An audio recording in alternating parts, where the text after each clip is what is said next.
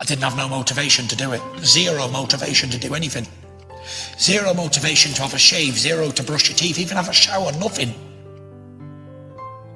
I can't tell you in words how I felt, how down I was. When you lose control of your own mind, you're in a bad place. I just wanted to show the world that if mental health could bring somebody as big as me and as strong as me and, you know, the stereotype heavyweight champion of the world to my knees, then it could bring anybody to the knees. And I thought to myself, if I can show the world that you can come back from it and to get back in shape and get back to the top, then anybody can do it. I knew something was wrong with me my whole life. Growing up as a child, I'd feel a loneliness even when I was with other people. I wasn't a confident character what you see today. I was a very shy, reserved, skinny little wicked kid. I was always told that I couldn't do stuff and I'd never do anything, I'd never achieve anything, so that made me worse, basically. I've experienced the highest highs and the lowest lows in life.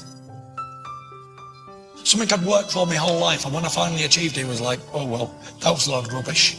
I wasn't expecting now to feel like this. Like I said to you before, I just felt like an emptiness, a deep gaping hole of nothing. Darkness and grey clouds. Every day was grey. I felt like I had nothing to look forward to. I was worthless. It was just a horrible, horrible feeling that people need to understand that many, many people are in the same boat. They don't have to be very successful sports athletes to feel like this. Anybody from day to day has the same feelings.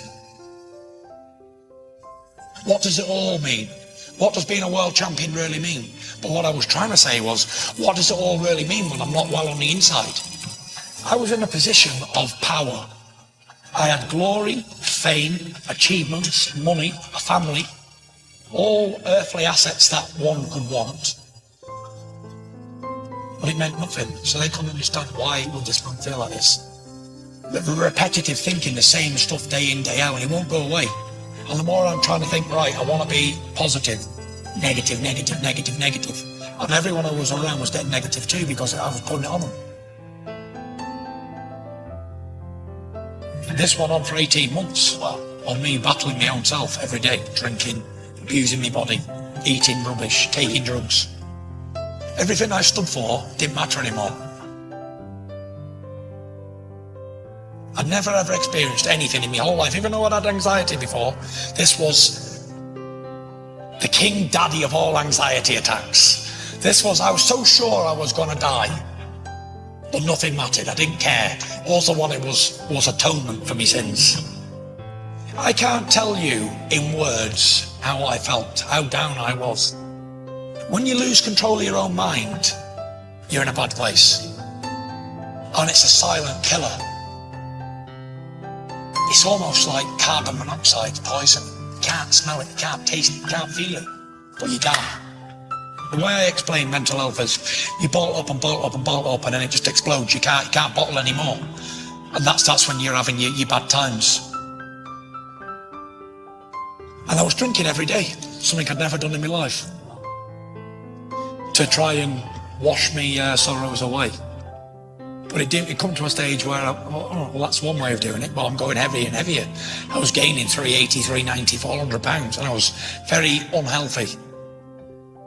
I didn't fit in anything I owned anymore. It wasn't me anymore. I had two bodies.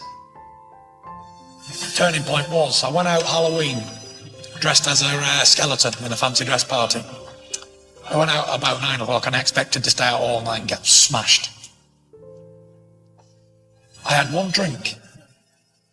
I looked around me and I thought, what am I doing?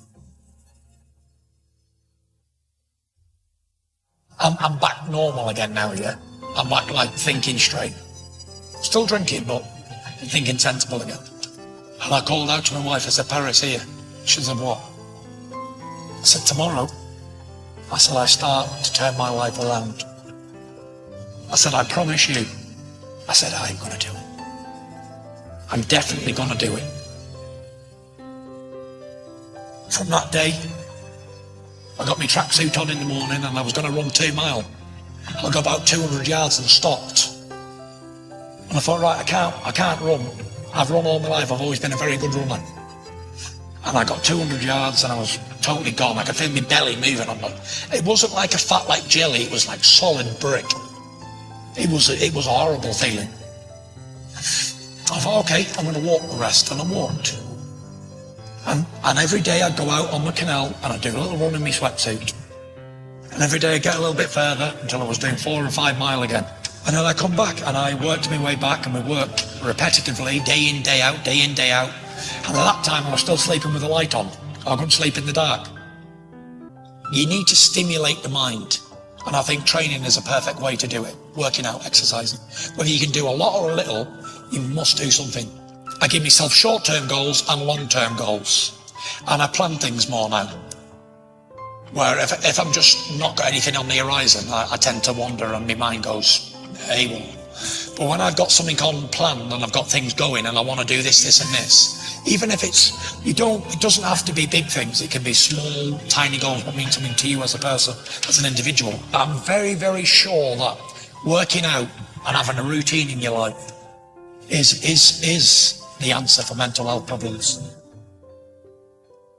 I want you to know that every day for 2 years was very grey and dark for me. But it will come back great again. You will have sunshine days again, rose-coloured days warmed by the sun.